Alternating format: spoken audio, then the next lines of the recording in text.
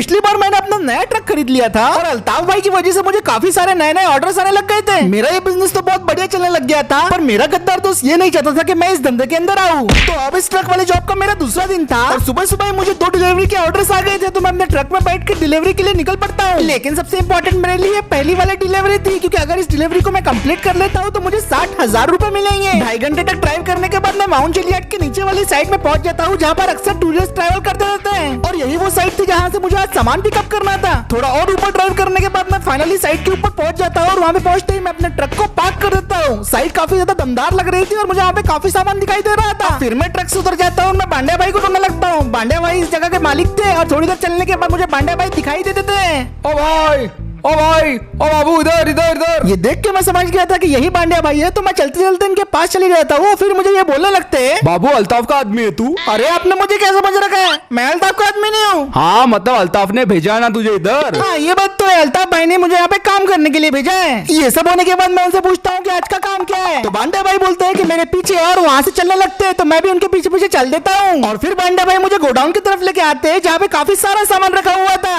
और फिर मुझे बोलने लगते हैं, सुन बाबू, इसके अंदर चंदन के लकड़ा रखे हुए हैं, तुझे ये सारा सामान काले जंगल से जाते हुए। अच्छा काले जंगल मैं पहुंचा दूंगा। अरे पूरा सुनता बाबू, काले जंगल से जाके माल धक्का पहुंचना, फिर पुरानी बस्ती से जाते हुए तुझे मिलेगा पुराना एयरपोर्ट, जहाँ पे तुझे खुराना मिलेगा और उसे ही तुझे सामान पहुंचाना है। वीडियो में आगे बढ़ने से पहले मैं आपको बताना चाहूंगा कि आप आईपीएल देखो ही नहीं, बल्कि अपने ओपिनियन देके काफी सारे प्राइजेस भी जीतो, वो भी सिर्फ lotus365.in पे। यहाँ बहुत सारे क्वेश्चंस रहेंगे, जैसे who will win the match और who will win the toss, जैसे 50+ तरह की क्वेश्चंस में अपना ओपिनियन बता के आप काफी सारे प्राइजेस जीत सकते हो। lotus365 पे जाकर रजिस्टर कीजिए और पाइए ₹365 का बोनस। यहाँ आपको मिलता है 1 to 1 24 आवर कस्टमर सपोर्ट और साथ ही साथ यहाँ खेलते हैं 10 मिलियन प्लस से ज्यादा यूजर्स। नहीं, यहाँ क्रिकेट के अलावा है 200+ क्वेश्चन, जहाँ आप अपना ओपिनियन दे सकते हैं और जीत सकते हैं अच्छे प्राइजेस। नवाजुद्दीन सिद्दीकी, उर्वशी रौतेला, सुनील शेट्टी, काजल अग्रवाल, नेहा शर्मा ऐसे बड़े बड़े सेलिब्रिटी इनके ब्रांड एम्बेसडर है। तो देरी मत कीजिए, डायरेक्ट रजिस्टर कीजिए lotus365.in पे, लिंक आपको पिन कमेंट में मिल जाएंगी। अब मैं तो यहाँ पे पांडा भाई से सारे इंस्ट्रक्शन ले रहा था, लेकिन मुझे क्या पता था कि मुझे कोई और भी देख रहा है। जब मैं अपने काम काज में बिजी था तो मेरा गद्दार तो जब्बार भाई मुझ पर नजर रखे हुए था। वो पूरी कोशिश कर रहा था कि मैं अपना काम किसी तरीके से नहीं कर पाऊँ और वो अपने बेटे को भी साथ ले आया। तो मुझे लगा ही था ये धोखेबाज कुछ इस तरीके से काम कर रहा है, ये मेरे ऑर्डर्स उठाया जा रहा है जिसे मुझे कंप्लीट करने चाहिए थे। अब्बा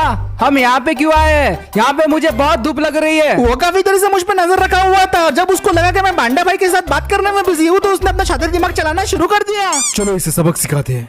इतना बोल के जब्बार अपनी गाड़ी में बैठ जाता है और अपने बेटे को भी गाड़ी में बिठाता है, अपनी गाड़ी को स्टार्ट करता है और फिर वहाँ से निकल के अपने खुफिया प्लान को अंजाम देने के लिए निकल पड़ता है। जब बाहर के रास्ते मुझे लेके कभी भी ठीक नहीं थे। अब्बा हम कहाँ जा रहे हैं? चुप बैठ। और फिर उसके बाद बिना किसी की नजर में आए जब्बार बांडिया भाई की साइड में घुस जाता है और बिल्कुल 407 के बाजू में इनोवा को पार्क कर देता है। फिर उसके बाद वो गाड़ी सुधरता है और गुस्से से मेरे ट्रक की ओर बढ़ने लगता है। अब वो ट्रक के पास पहुंच गया था और ट्रक को थोड़ी देर तक घूरने के बाद वो बोलने लगता है, तो ये ट्रक का इस्तेमाल करके वो मेरे धंधे में घुसने की कोशिश कर रहा है, साला भिख मंगिया। अरे अब्बा काय को गाड़ी रोके यार इधर। हाँ ठीक, किस भिख मंगे का ट्रक है ये? भूल मत, यही ट्रक का इस्तेमाल करके वो हमारे धंधे को खराब कर रहा है। तो देर किस बात की, तोड़ डालो इस ट्रक को। तोड़ते हैं। और फिर ये सब होने के बाद जब्बार और उसका बेटा कुछ ऐसा करते हैं जो कि मैंने सोचा ही नहीं था। जब्बार अपने हाथों में कुल्हाड़ा उठा लेता है और ट्रक को दे दनादन सूतना शुरू कर देता है। ट्रक को पूरी तरीके से डैमेज करने के बाद वो अपने हाथ में मट्टी का तेल ले लेते हैं और फिर उसके बाद जब्बार वो मट्टी का तेल ट्रक के आजू बाजू छिड़कना शुरू कर देता है। जब्बार ने सारे के सारे ट्रक को मट्टी के तेल में पूरी तरीके से भिगोना शुरू कर दिया था और अब सारा के सारा ट्रक मट्टी के तेल के अंदर भीग चुका था। वो रहेगा रोते और हम खाएंगे चॉकलेट सोते सोते। ट्रक के पूरी तरीके से भीग जाने के बाद जब्बार अपने हाथों में एक जलती हुई बोतल लेता है और निशाना लगा के वो जलती हुई बोतल वो ट्रक के ऊपर फेंक देता है। ट्रक पे आग लगना शुरू हो गई थी और कुछ ही सेकंडों में ट्रक धू धू करके जलने लगता है। जो हो रहा था उस पे यकीन करना बहुत ज्यादा मुश्किल था और बस कुछ ही सेकंड के अंदर ट्रक ब्लास्ट कर जाता है और ट्रक का पूरी तरीके से डी एंड हो चुका था। ये देख के जब्बार और उसका बेटा बहुत खुश हो गए थे। फिर वो बोलने लगते हैं, अब्बा अब तो चॉकलेट लानी ही पड़ेगी। जरूर जरूर बड़ी चॉकलेट मिलेंगी। अरे ये क्या, ये किसका ट्रक है? ये वाले ट्रक को देखने के बाद जब्बार भाई को रियलाइज होता है कि उन्होंने अभी अभी जिस ट्रक को जलाया है वो मेरा ट्रक था ही नहीं। मैं तो सामान लोड करके अपने डिलीवरी के लिए निकल पड़ा था। ये जानने के बाद जब्बार का बेटा बोलने लगता है, मेरे ख्याल से अब्बा जब हम इधर आ रहे थे ना तो उसने सामान भरने के लिए अपना ट्रक अंदर लगा लिया। अगर ऐसा है तो फिर हमने किसका ट्रक जला दिया? तुमने मेरा ट्रक जलाया है भाऊ। देखिए सर, हमारा ऐसा कोई इरादा नहीं था, आपको शायद कोई गलतफहमी हो गई है। हम तो यहाँ पे दूसरे का ट्रक जलाने आए थे। अच्छा, मैं भी किसी और को मारने आया था, पर अब तुझे मारूंगा। अब्बा ये तो मेरे को ज्यादा नहीं मार रहा है, तुझे भी मारूंगा। नहीं नहीं मैंने कुछ नहीं किया, मारो मारो, ये इसी लायक। पांडे भाई के पास से मैंने सारा सामान पिकअप कर लिया था और उनकी बताई हुई लोकेशन पे अब मुझे पहुंचना था, लेकिन रास्ते में मुझे पानी की प्यास लगने लगी तो मैंने सोचा कि एक दुकान में रुक के बिस्लरी की बोतल खरीद लेता हूँ। तो मैं दुकान में रुकता हूँ और दुकान वाले को बोलने लगता हूँ, भैया बिस्लरी की बोतल है क्या? भाई बिस्लरी नहीं है, एक्वाफीना दूं क्या? ठीक है, एक्वाफीना भी चलेंगी। गरम है, ठंडी करके दूं? हाँ चलेगा, ठंडी करके दो। अब मैं तो पानी की बोतल के लिए रुक गया था, लेकिन जब्बार मेरा पीछे छोड़ने का नाम नहीं ले रहा था। वो ड्राइव करके सीधा उसी दुकान में आ जाता है जहाँ पे मैं पानी पीने के लिए रुका हुआ था, और उसके बाद वो अपनी गाड़ी को वहाँ पे पार्क कर देता है। उसके बाद उसका बेटा और वो गाड़ी से निकलते हैं और बोलने लगते हैं, इस बार ये अपने से नहीं बचने वाला, अब सीधा इसके सामान का ही नुकसान करेंगे। एक बार इसकी इमेज खराब हो गई ना, कोई भी डिलीवरी का सामान इसको नहीं मिलने वाला फिर। मान गए अब्बा, क्या प्लान है? पर ये काम तू करेगा मेरे बेटे, हाँ मैं क्यों? क्योंकि फिर मैं तुझे लेके दूंगा बुलेट, स्टॉक साइलेंसर नहीं मॉडिफाइड। तो फिर ठीक है। फिर ये दोनों मिलकर दुकान के पीछे मेरे ट्रक के पास आ जाते हैं और जब्बार बोलने लगता है, देख मेरे ख्याल से वो अंदर समोसे खा रहा है, तू जा उसके ट्रक के ऊपर चढ़ और सारे के सारे सामान को बर्बाद कर दे, और सामान ऐसे बर्बाद करना कि उसके समोसे हजम ना हो। ठीक है, पर बुलेट का वादा मत भूलना। तू पहले काम तो कर, एक तो क्या 2 बुलेट दिला दूंगा। ठीक है मैं जा रहा हूँ।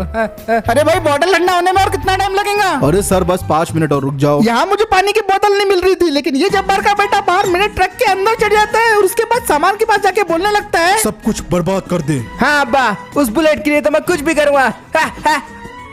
ये तो बहुत मजबूत लगता है, पर बुलेट से ज्यादा मजबूत नहीं। अबे काम कर, आवाज कम कर। अब मैं तो दुकान से बिना पानी पिए ही वापस आ गया था। साला फ्रिज में रखने के लिए 200 रुपए कौन लेता है? मैं अपने ट्रक की तरफ वापस जा रहा था, लेकिन मुझे क्या पता था कि ये लोग मेरे सामान के साथ घपला करने की कोशिश कर रहे हैं। मैं ट्रक के अंदर बैठता हूँ, उसे स्टार्ट करता हूँ और वहाँ से निकल जाता हूँ। अरे ट्रक हिल क्यों रहा है? चल गया। अरे नहीं, ये तो गड़बड़ हो गई। जब्बार का बेटा मेरे ट्रक के अंदर रह गया था, जिसकी वजह से जब्बार बहुत घबरा जाता है। वो भागते भागते अपनी गाड़ी के अंदर बैठता है, उसे स्टार्ट करता है और मेरे ट्रक का पीछा करना शुरू कर देता है। जब्बार पूरी रफ्तार से मेरे ट्रक का पीछा किया जा रहा था, जिसकी मुझे कोई भी खबर नहीं थी। मैं अपनी मस्ती में मगन था और जब्बार मेरा पीछा किया जा रहा था। अरे यार, इसने तो बहुत बड़ी गड़बड़ कर दी, अब ये क्या करूँ मैं? अब्बा मुझे बचाइए, बचाओ अब्बा मुझे, ये मुझे कहाँ ले जा रहा है? अब बाबा सुनने के बाद मैंने सोचा कि ये आवाज कहाँ से आ रही है। फिर मुझे पता है ये तो हाउसफुल का गाना चल रहा है।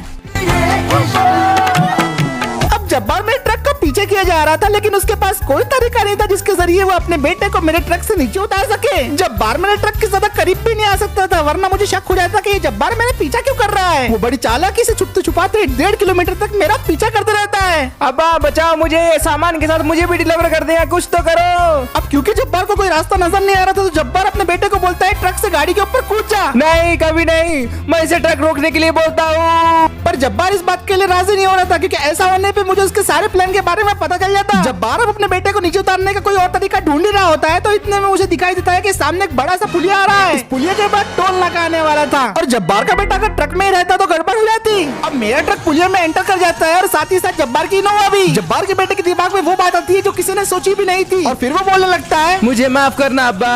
नहीं बेटे, तू जो सोच रहा है वो मत करना। नहीं, मुझे ये कर रहे होगा अब्बा।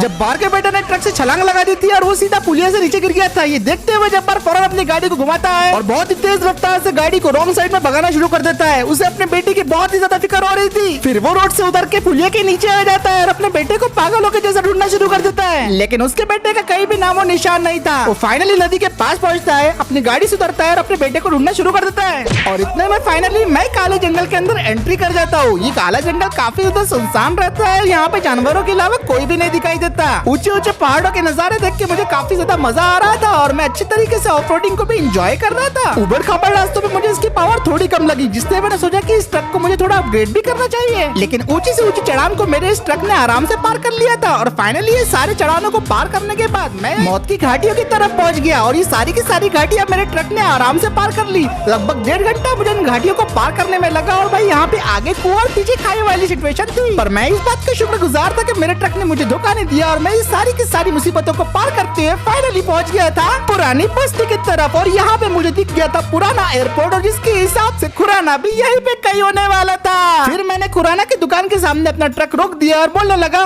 पार्सल। मैं ट्रक से उतर के बोलने लगा कि खुराना साहब कहाँ हैं? मेरा नाम है खुराना, क्या तुम लाए हो मेरे लिए किराना? सर मैं किराना नहीं चंदन की लकड़ी लेके आया हूँ। यही तो है मेरा किराना, जिससे मैं करूंगा धंधे का धिंगाना। सर पेमेंट कर दो। थोड़ा तो रखो मैनर, अभी खोल रहा हूँ स्कैनर। इसके बाद खुराना साहब मुझे 60,000 रूपए पेटीएम कर देते हैं और मेरे पास फाइनली 60,000 रूपए आ गए थे। फिर इसके बाद खुराना साहब बोलते हैं कि सारा सामान मेरे नीचे उतारने में मदद करो, तो मैं खुशी खुशी वो सारा का सारा सामान उनके उतारने में नीचे मदद कर देता हूँ और फिर खुराना साहब मुझे शुक्रिया बोलते हैं और उसके बाद मैं वहाँ से निकल जाता हूँ। अब दूसरी डिलीवरी करने के लिए मैं फटाफट अपने ट्रक में बैठता हूँ, ट्रक को स्टार्ट करता हूँ और ट्रक को घुमा के वहाँ से निकल जाता हूँ। अब मैं तो अपनी दूसरी डिलीवरी के लिए निकल गया था, लेकिन अभी भी जब्बार अपने बेटे को तलाश कर रहा था। बेटे कहाँ हो बेटे?